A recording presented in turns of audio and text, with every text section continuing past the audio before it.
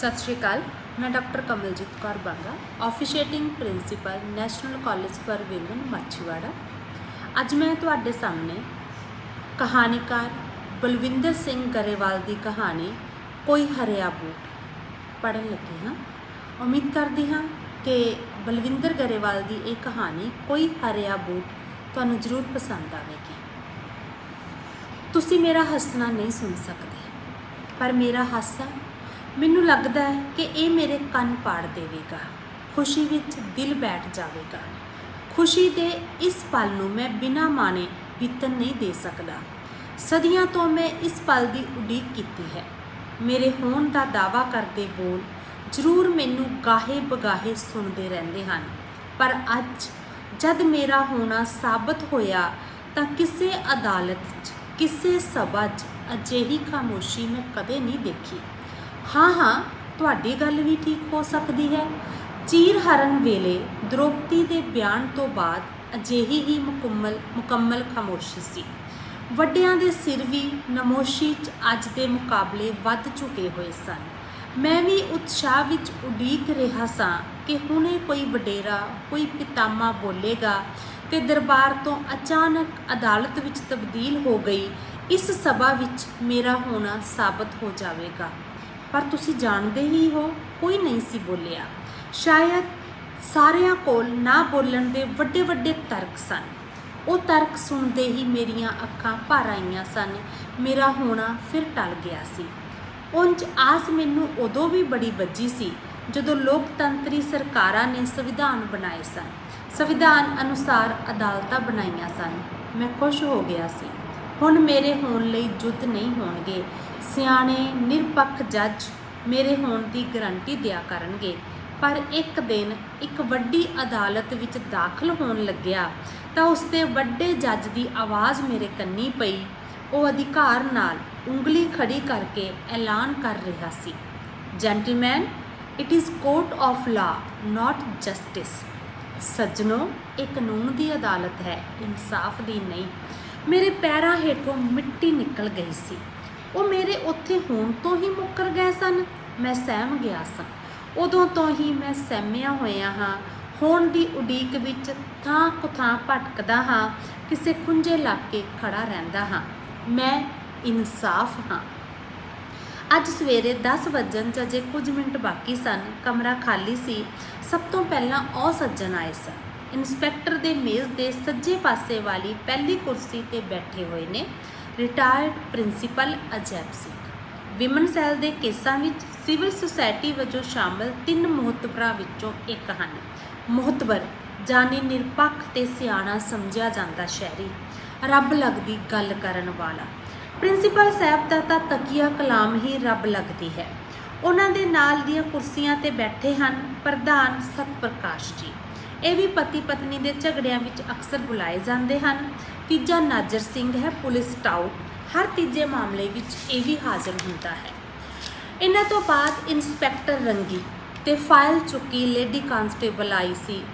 अशोक रंगी प्रिंसीपल साहिब का विद्यार्थी रहा है। आउंदे ही गोडी हथ ला के बोलिया सी, सर तुसी आ जाया करो, तुहाडी निरमाई करके सानू सौख रहिंदी है। महकमे ने तो तुहानूं पता ही है कोई इतबार नहीं करता, चाहे दुध के धोते होइए। अशोक चंगा मुंडा सी, हुण सुहिर्द अफसर है। दुध का धोता भावें ना भी होवे, पर चिक्कड़ च गल तक लिबड़िया होया भी नहीं। वाह लगदी साफ गल करदा। किन्ने झगड़े तां तुहाडी रब लगदी नाल निबड़ जाते हैं, उन्हें प्रिंसीपल साहब नूं कहा सी। इस केस विच भी प्रिंसीपल ने पिछली बैठक विच कई बार रब लगदी गल करके दोहां धिरां दा विश्वास जित्तिया सी। इंस्पैक्टर दे नाल ही अंदर आ गईयां धिरां आपो अपनी थावां ते बैठ गईयां सन। कमरे विच बैठण दा प्रबंध इस तरह किया गया है कि इंचार्ज की मेज़ के सज्जे पासे 3 कुर्सियां मोतबरां वास्ते ते फिर मुंडे वाली धिर दे बंदियां लई bench L type shape which लगे हुए हैं, कंध दे नाल नाल खुंजे तक। इंचार्ज के खब्बे पासे लेडी कांस्टेबल ते उहदे नाल कुड़ी ते कुड़ी दी माँ बैठे हैं। फिर कुड़ी वाली धिर मेज़ के सामने बेंच ते हमेशा मुंडा ते उहदे माँ बाप बैठते हैं। विचकारली लाइन विच कुड़ी वालियां नाल आए पंचायती। अशोक रंगी का विचार है कि इस तरह गल भी सौखी समझ आ जाती है ते आमो सामने ना होने कारण नाल आए बंदे गर्मी खा जाण ते भी मूहों दुही होण तो बचे रहंदे हन। इस केस विच कुड़ी वाली धिर नाल कुल 2 बंदे हन, कुड़ी दा फुੱਫੜ ते सरपंच। इत्थे बैठिਆਂ जो बहुतिਆਂ ਦਾ विचार है कि आम तौर ते कसूरवार ਜਾਂ पैसे वक्कों कमज़ोर धिर नाल बंदे घੱਟ ਹੁੰਦੇ ਹਨ। कई वार तां मोतबर ते पुलिस वाले भी इस तत्थ ਤੋਂ ही मन बना ਲੈਂਦੇ ਹਨ। पहली गल ਜਿਹੜੀ ਮੈਨੂੰ सुनी सी वो प्रिंसीपल अजैब दी सी। ਉਹ ਬੰਦਾ कौन है ਜਿਹੜਾ अखीर च बैठा? प्रिंसीपल ने हल्का जिहा इशारा जमा खुंजे च बैठे बंदे ਵੱਲ ਕੀਤਾ ਸੀ। पिछली मीटिंग दौरान भी चुप रहा, हुण फिर ठोडी ते हथ रखी बैठा।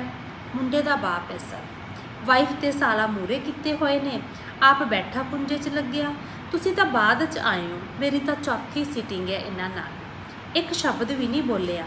अशोक की गल पूरी होने तो पहला ही नाल दी कुर्सी ते बैठे प्रधान मेघराज ने उनकी गल टोक दी सी। स्ट्रैटजी है इन्हां दी, फैसला होए तो मिन्नतां करो, तुहानूं तां पता ही है। प्रधान की निगाह दे नाल मैं भी उधर वेख्या सी।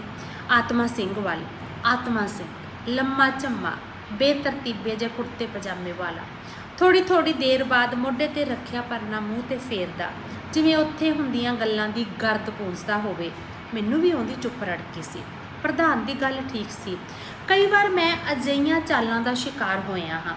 एक बंदा साऊ जिहा बन के विचारी जांदी एक बंदा साऊ जिहा बन के विचरी जाता है कि फैसला होए तो मिन्नतां करके तय हुई रकम या शर्तां चों अपनी धिर दे लई निरमाई करवा लैंदा है। कई बार तो यह भी होया है कि किसी धिर दा बंदा गली बाती सांझे बंदे वांग वरता करता है तो फिर दूजी धिर नूं विसाह दे के मारता है। लिख लिखा होए तो बाद पता लगता है कि वह किहड़ी धिर दे हक च भुगतिया सी। बड़े बड़े ड्रामे मैं वेखे हैं, बड़ा कुछ हुंदे मैनूं होण तो रोकण लई। खैर उदों तो मेरा ध्यान कुड़ी ते उहदे 2 साल के बेटे वाल सी। वो अद्धा को अपनी माँ की गोदी च ते अद्धा को कुर्सी ते बैठा सी, बहुत डरिया होया। इन्हां सारियां विच असीं दोवें मैं ते मुंडा ही सहमे होए सां। पिछली मीटिंग की गलबात तो मेरा प्रभाव सी कि होर सब कुछ सुलह सफाई नाल भी मुक जाएगा, पर मुंडे की स्पर्दगी नूं लैके असली लड़ाई होवेगी। बच्चे लिए बहुती खिच तो उत्थे हुंदी है जिथे बच्चे के बाप दे ना कोई जायदाद होवे, फिर तो दोहां धीरां दे लहूर देखण वाले हुंदे हन। अज भी मैं यही सोच रहा सी जदों गलबात शुरू हुई। हाँ जी सरदार जी, गल लगी कुछ नेड़े। अशोक ने पहलियां 2 मीटिंगां विच सुलह सफाई करवाउण लई लाई अपनी वाह का नतीजा जानने लई कुड़ी दे बापू नाल गल तोरी सी। जे गल नेड़े लगन वाली हुंदी फिर आ नौबत ही क्यों आउंदी भाई? बाप दी थां कुड़ी दी मां बोली। गल करदी करदी ने उहने कुड़ी दे सज्जे हत्थ दा पुट्ठा पासा अशोक दे सामने कर दिता।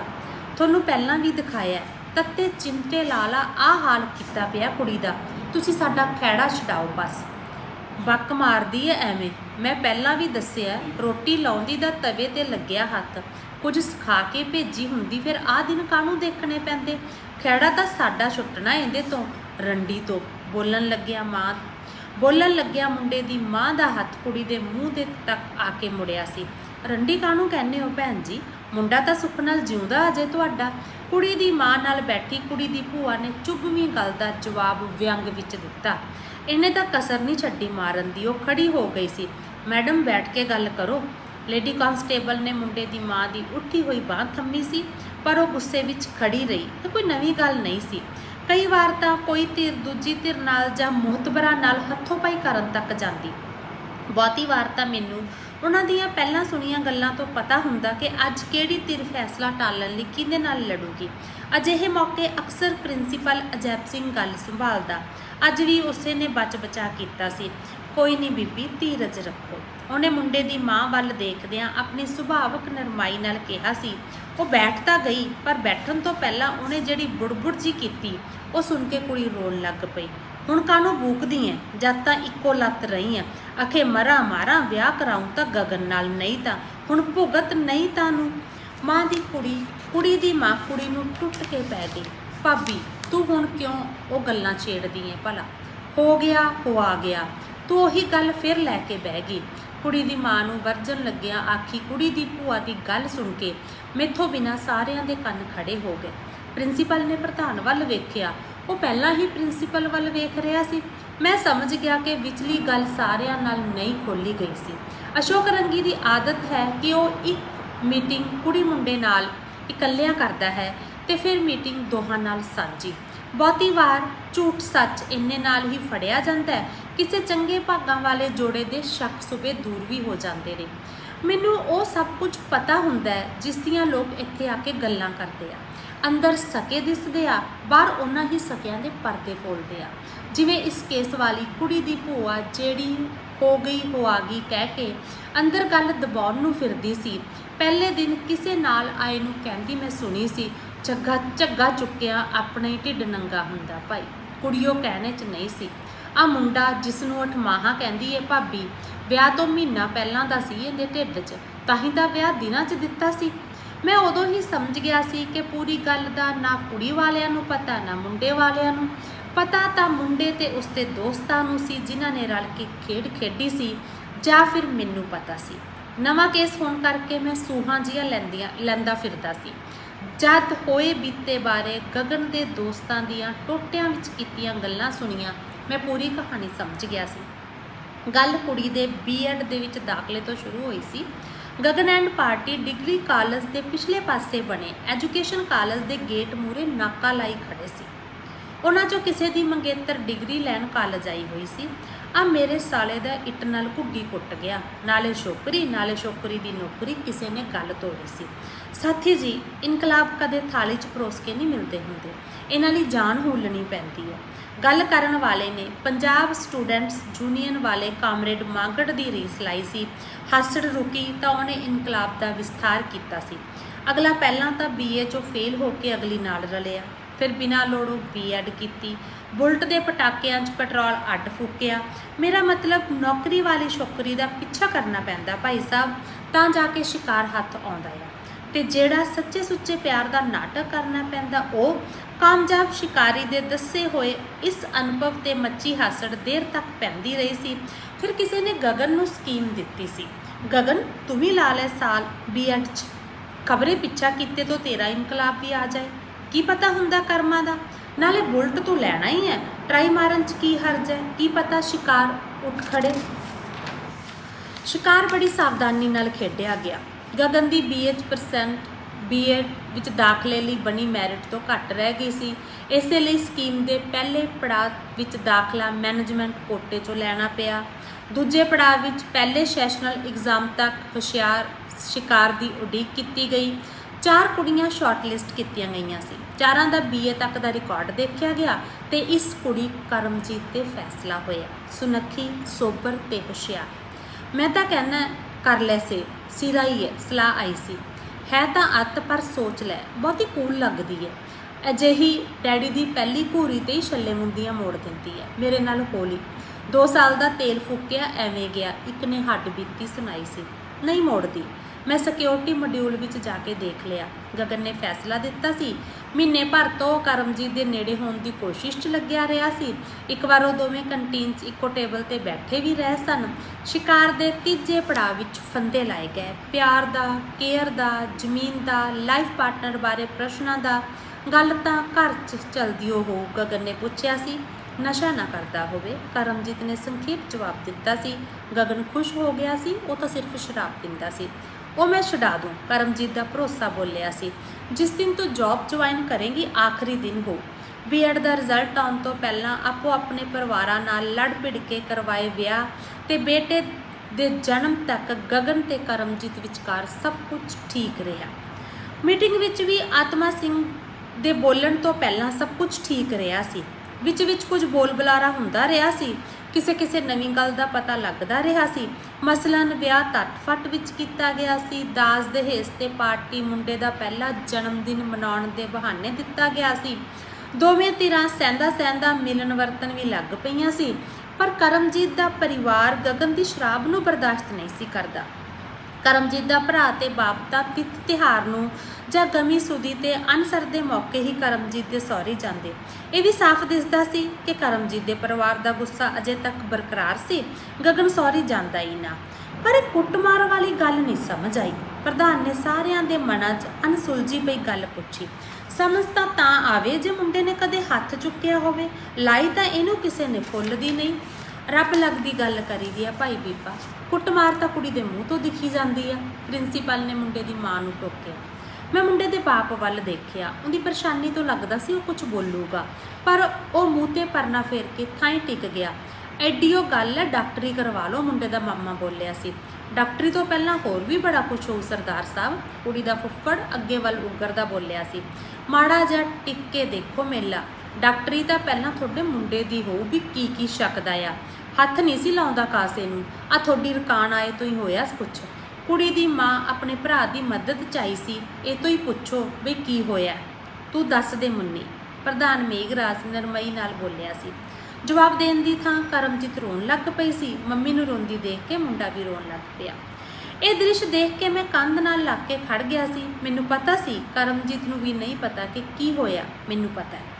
ਵਿਆਹ ਤੋਂ ਬਾਅਦ ਬੇਟੇ ਦੀ ਆਮਦ ਨਾਲ ਸਰਸ਼ਾਰੀ ਕਰਮਜੀਤ ਅਧਿਆਪਕਾਂ ਦੀ ਭਰਤੀ ਉਡੀਕ ਰਹੀ ਸੀ। BA MA ਤੇ B.Ed ਵਿੱਚ ਉਸਦੀ ਮੈਰਿਟ ਬਹੁਤ ਉੱਚੀ ਸੀ। ਗਗਨ ਨੂੰ ਆਪਣੀ ਤਾਂ ਕਦੇ ਵੀ ਕੋਈ ਉਮੀਦ ਨਹੀਂ ਸੀ, ਪਰ ਕਰਮਜੀਤ ਦੀ ਪੇ ਵੱਟ ਤੇ ਪਈ ਦਿਸਦੀ ਸੀ। ਭਰਤੀ ਦੀ ਥਾਂ ਸਰਕਾਰ ਨੇ ਅਧਿਆਪਕ ਯੋਗਤਾ ਟੈਸਟ ਲਾਗੂ ਕਰ ਦਿੱਤਾ, TET। ਸਾਰੇ ਬੇਰੁਜ਼ਗਾਰ B.Ed ਪਾਸ ਮੁੰਡੇ ਕੁੜੀਆਂ ਨੇ ਬੜੀ ਆਸ ਨਾਲ ਟੈਸਟ ਦਿੱਤਾ। ਰਿਜ਼ਲਟ ਆਇਆ 2% ਤੋਂ ਵੀ ਘੱਟ। ਗਗਨ ਨੇ ਵਾਰ-ਵਾਰ ਸਾਈਟ ਚੈੱਕ ਕੀਤੀ। ਕਰਮਜੀਤ ਦਾ ਰੋਲ ਨੰਬਰ ਟੈਸਟ ਕੁਆਲੀਫਾਈ ਕਰਨ ਵਾਲਿਆਂ ਵਿੱਚ ਨਹੀਂ ਸੀ। ਗਗਨ ਨੂੰ ਆਪਣੇ ਨਾਲ ਧੋਖਾ ਹੋਇਆ ਲੱਗ ਗਿਆ। ਅਗਲੇ ਸਾਲ ਕਰਮਜੀਤ ਦੇ ਟੈਸਟ ਵਿੱਚੋਂ ਫਿਰ ਰਹਿ ਜਾਣ ਤੇ ਤਾਂ ਉਹ ਲੁੱਟਿਆ ਹੀ ਗਿਆ। ਉਸ ਦਿਨ ਉਹ ਸ਼ਰਾਬ ਨਾਲ ਰੱਜ ਕੇ ਘਰ ਆਇਆ। ਤੂੰ ਭੈਣ ਨੱਕ ਵੜਾਤਾ ਮੇਰਾ ਕੁੱਤੀ ਤੀਵੀ ਨੇ। ਉਸਨੇ ਰੋਟੀ ਵਾਲੀ ਥਾਲੀ ਕਰਮਜੀਤ ਦੇ ਸਿਰ 'ਚ ਮਾਰੀ ਸੀ। ਤੈਨੂੰ ਹੁਣ ਨੱਕ ਦੀ ਸੁਰਤ ਆਈ ਹੈ? ਸਾਡਾ ਤਾਂ ਉਸੇ ਦਿਨ ਵੱਢਿਆ ਗਿਆ ਸੀ ਜਿਸ ਦਿਨ ਤਿੰਨਾਂ ਕੱਪੜਿਆਂ 'ਚ ਲਿਆ ਬਿਠਾਈ ਸੀ। ਅਖੇ 2 ਸਾਲ ਦੀ ਤਨਖਾਹ 'ਚ ਬਣ ਜੂ ਸਭ ਕੁਝ। ਗਗਨ ਦੀ ਮਾਂ ਨੇ ਮੇਨਾ ਮਾਰਿਆ ਸੀ। ਮੁੰਡਾ ਤੇਰਾ DC ਲੱਗਿਆ ਹੋਇਆ ਨਾ, ਸਹੁੰ ਹੈ ਜੇ ਡੱਕਾ ਦੂਰਾ ਕਰ ਜਾਵੇ, ਸ਼ਰਮ ਨਹੀਂ ਆਉਂਦੀ। ਵੇਲਾ ਫਿਰਦੇ ਗਗਨ ਦੀਆਂ ਅਲਗਰਜੀਆਂ ਤੇ ਸ਼ਰਾਬ ਤੋਂ ਅੱਕਿਆ ਆਤਮ ਸਿਉਂ ਬੋਲਿਆ ਸੀ।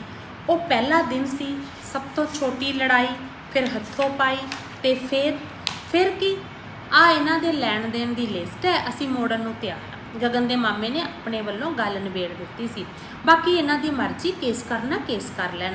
ਵੇਖ ਲਓ ਸਰਦਾਰ ਜੀ, ਜੇ ਲੱਗਦੀ ਹੈ ਨੇੜੇ, ਕੇਸ 'ਚੋਂ ਕੀ ਨਿਕਲਣਾ। ਅਖੇ ਭੱਜਿਆਂ ਨੂੰ ਵਾਹਣ ਬਰੋਬਰ, ਮੇਰੇ ਨਾਲ ਬਾਹਰ ਆਓ ਜਰਾ। ਨਾਜ਼ਰ ਟਾਊਟ ਨੇ ਕਰਮਜੀਤ ਦੇ ਬਾਪੂ ਤੇ ਫੁੱਫੜ ਨੂੰ ਇਸ਼ਾਰਾ ਕਰਕੇ ਬਾਹਰ ਬੁਲਾਇਆ ਸੀ। ਤੁਸੀਂ ਵੀ ਕਰ ਲਓ ਸਰਦਾਰ ਜੀ ਸਲਾਹ ਮਸ਼ਵਰਾ। ਪ੍ਰਿੰਸੀਪਲ ਨੇ ਆਤਮਾ ਸਿੰਘ ਵੱਲ ਦੇਖ ਕੇ ਕਿਹਾ ਸੀ। ਜਵਾਬ ਦੇਣ ਤੋਂ ਪਹਿਲਾਂ ਆਤਮਾ ਸਿੰਘ ਨੇ ਮੂੰਹ ਤੇ ਪਰਨਾ ਫੇਰਿਆ ਤੇ ਫਿਰ ਜਿਵੇਂ ਉਹਨੇ ਆਪਣੇ ਆਪ ਨਾਲ ਹੀ ਗੱਲ ਕੀਤੀ ਹੋਵੇ, ਬੈਠੇ ਨੇ ਫੈਸਲੇ ਵਾਲੇ। ਗਗਨ ਦੀ ਮਾਂ ਤੇ ਮਾਮੇ ਵੱਲ ਵੇਖ ਕੇ ਉਹਨੇ ਗੱਲ ਵਿਚਾਲੇ ਛੱਡ ਦਿੱਤੀ ਸੀ। ਮੈਨੂੰ ਦੋਹਾਂ ਧਿਰਾਂ ਦੀਆਂ ਗੱਲਾਂ ਤੋਂ ਪਤਾ ਸੀ ਕਿ ਮਾਮਲਾ ਪੈਸਿਆਂ ਦੇ ਲੈਣ ਦੇਣ ਨਾਲ ਮੁੱਕ ਜਾਣਾ। ਨਾਜ਼ਰ ਗੱਲ ਨਿਬੇੜ ਆਇਆ ਸੀ। ਮੁੰਡਾ? ਕਰਮਜੀਤ ਦੀ ਭੂਆ ਨੇ ਪੁੱਛਿਆ ਸੀ।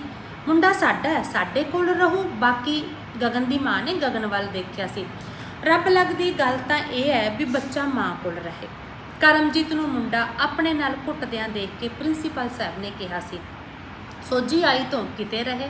ਚਲੋ ਠੀਕ ਹੈ ਜੀ। ਇੰਸਪੈਕਟਰ ਅਸ਼ੋਕ ਨੇ ਨਾਜ਼ਰ ਦੇ ਫੜਾਏ ਕਾਗਜ਼ਾਂ ਤੇ ਨਿਗਾਹ ਮਾਰਦਿਆਂ ਕਿਹਾ ਸੀ, ਸੋਨਾ ਦੋਵੇਂ ਧਿਰਾਂ ਆਪੋ ਆਪਣਾ ਰੱਖ ਲੈਣ, ਬਾਕੀ ਸਭ ਕਾਸੇ ਦਾ 10 ਲੱਖ ਕਰਮਜੀਤ ਕੌਰ ਨੂੰ। ਠੀਕ ਹੈ ਜੀ।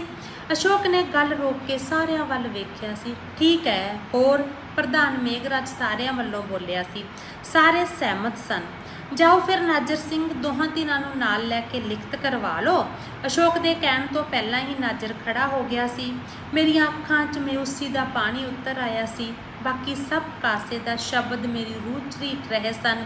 ਦੁਖੀ ਤੇ ਬੇਇੱਜ਼ਤ ਹੋਇਆ ਮੈਂ ਵੀ ਨਾਜ਼ਰ ਨਾਲ ਹੀ ਬਾਹਰ ਜਾਣ ਲਈ ਮੁੜ ਪਿਆ ਸੀ।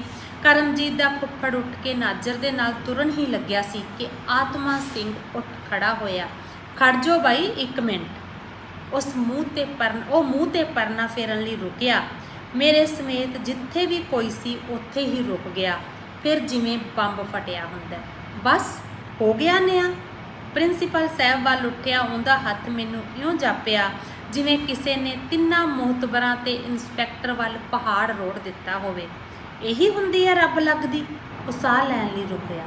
ਉਹਦੇ ਤਣੇ ਹੋਏ ਪੰਜੇ ਨੇ ਬੋਲਣ ਲਈ ਖੁੱਲ੍ਹਿਆ ਪ੍ਰਿੰਸੀਪਲ ਦਾ ਮੂੰਹ ਥਾਂ ਬੰਨ੍ਹ ਦਿੱਤਾ।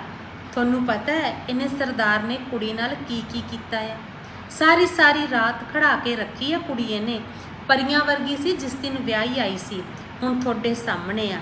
10 ਲੱਖ ਮੈਂ ਭਰੂੰ, ਇਹਦਾ ਕੀ ਕਿਆ ਬੁੱਚੜ ਦਾ, ਇਹ ਤਾਂ 12 ਕਿੱਲਿਆਂ ਦਾ ਮਾਲਕ ਆ। ਫਿਰ ਲਲਕਾਰੇ ਮਾਰੂ, ਬੁਲਟ ਦੇ ਪੜਾਕੇ ਪਵਾਊ, ਮਰਜ਼ੀ ਦਾ ਵਿਆਹ ਕਰਵਾਊ। ਤੇਥੋਂ ਚੁੱਪ ਨਹੀਂ ਕਰ ਹੁੰਦਾ। ਲੱਗਿਆ ਭੌਂਕਣ। ਗਗਨ ਦੀ ਮਾਂ ਉੱਠੀ ਸੀ। ਇੱਥੇ ਹੀ ਰੁਕ ਜਾ, ਹੋ ਜੂ ਮੈਥੋਂ ਕੁਛ। ਸਾਰਿਆਂ ਨੂੰ ਜਿਵੇਂ ਸੱਪ ਸੁੰਘ ਗਿਆ ਸੀ। ਮੇਰਾ ਸਾਹ ਤੇਜ਼ ਹੋ ਗਿਆ ਸੀ। ਆਤਮਾ ਸਿੰਘ ਦੇ ਸਾਹ ਨਾਲ ਮੈਨੂੰ ਆਪਣਾ ਸਾਹ ਵੀ ਸ਼ੂਕਦਾ ਸੁਣਦਾ ਸੀ। ਹੋਰ ਫਿਰ ਅਸੀਂ ਕੀ ਕਰਦੇ ਆਤਮਾ ਸਿਆਂ? ਨਾਜਰ ਨੇ ਚੁੱਪ ਤੋੜੀ ਸੀ। ਆਤਮਾ ਸਿੰਘ ਨੇ ਪਰਨੇ ਨਾਲ ਮੂੰਹ ਪੂੰਝਿਆ, ਸਾਹ ਲਿਆ ਤੇ ਉਹਦੀ ਸਾਵੀਂ ਸਾਫ਼ ਆਵਾਜ਼ ਗੂੰਜੀ ਸੀ। ਤੁਸੀਂ ਕਿਉਂ ਕਰਨਾ? ਮੈਂ ਕਰੂੰ। ਜ਼ਮੀਨ ਹੈ ਮੇਰੇ ਨਾਲ 12 ਕਿੱਲੇ। ਕਰਮਜੀਤ ਤੇ ਮੇਰੇ ਪੋਤੇ ਨੂੰ ਅੱਧੀ ਦਊਂ, ਬਾਕੀ ਰਹਿ ਗਏ ਅਸੀਂ 3 ਜੀ, 2-2 ਕਿੱਲੇ ਆਉਣਗੇ। ਇਹਦੀ ਮਾਂ ਤੋਂ ਪੁੱਛ ਲਓ ਮੇਰੇ ਨਾਲ ਰਹਿਣਾ ਕਿ ਪੁੱਤ ਨਾਲ। ਫਿਰ ਮੈਂ ਦੇਖਦਾ 2 ਕਿੱਲਿਆਂ ਤੇ ਇਹਨੂੰ ਸਰਦਾਰ ਨੂੰ ਕੁੜੀ ਕੌਣ ਦਊ। ਪ੍ਰਾਹੁਣਿਆ ਤੂੰ? ਗਗਨ ਦਾ ਮਾਮਾ ਚਿੱਕਿਆ ਸੀ। ਮੇਰੀ ਗੱਲ ਮੁੱਕੀ ਨਹੀਂ ਅਜੇ। ਸੁਣ, ਕਰਮਜੀਤ ਦੀ ਮਰਜ਼ੀ ਹੈ, ਧੀ ਬਣ ਕੇ ਮੇਰੇ ਘਰ ਰਹੇ, ਵਿਆਹ ਕਰ ਦੂੰਗਾ ਜੋ ਕਹੇਗੀ। ਮਾਪਿਆਂ ਦੇ ਘਰ ਜਾਣਾ ਇਹਦੀ ਮਰਜ਼ੀ। ਸਾਰਿਆਂ ਦੇ ਦੰਦ ਜੁੜ ਗਏ ਸਨ। ਮੇਰੀ ਹੈਰਾਨੀ ਬਾਕੀਆਂ ਨਾਲੋਂ ਗਹਿਰੀ ਸੀ। ਮੇਰੀ ਹੈਰਾਨੀ ਵਿੱਚ ਉਹ ਦੁੱਖ ਵੀ ਸ਼ਾਮਲ ਸੀ ਜਿਹੜਾ ਉਹਨਾਂ ਦੇ ਹੈਰਾਨ ਚਿਹਰਿਆਂ 'ਤੇ ਫੈਲੀ ਇਸ ਬੇਯਕੀਨੀ ਤੋਂ ਹੋ ਰਿਹਾ ਸੀ ਕਿ ਮੇਰਾ ਨਾ ਹੋਣਾ ਕਿੰਨਾ ਸਹਿਜ ਹੋਣਾ ਕਿੱਡਾ ਅਚੰਭਾ ਹੋ ਗਿਆ ਹੈ। ਫਿਰ ਵੀ ਮੇਰੀ ਹੈਰਾਨੀ ਪਹਿਲਾਂ ਮੁੱਕੀ ਸੀ। ਪ੍ਰਿੰਸੀਪਲ ਦੇ ਮੂੰਹੋਂ ਆਪ ਮੁਹਾਰੇ ਬੋਲ ਸਿਰਫ ਮੈਨੂੰ ਸੁਣੇ ਸਨ। ਕੋਈ ਹਰਿਆ ਬੂਟ ਰੇਹੋਰੀ। ਮੈਂ ਮੁਸਕਰਾਇਆ ਤੇ ਇੱਥੇ ਮੌਕੇ ਤੇ ਹੀ ਸਾਰੀ ਵੰਡ ਵੰਡਾਈ ਕਰਨ ਲਈ ਖੜੇ ਆਤਮਾ ਸਿੰਘ ਵੱਲ ਵੇਖ ਕੇ ਖਿੜਖੜਾ ਕੇ ਹੱਸ ਪਿਆ। ਧੰਨਵਾਦ।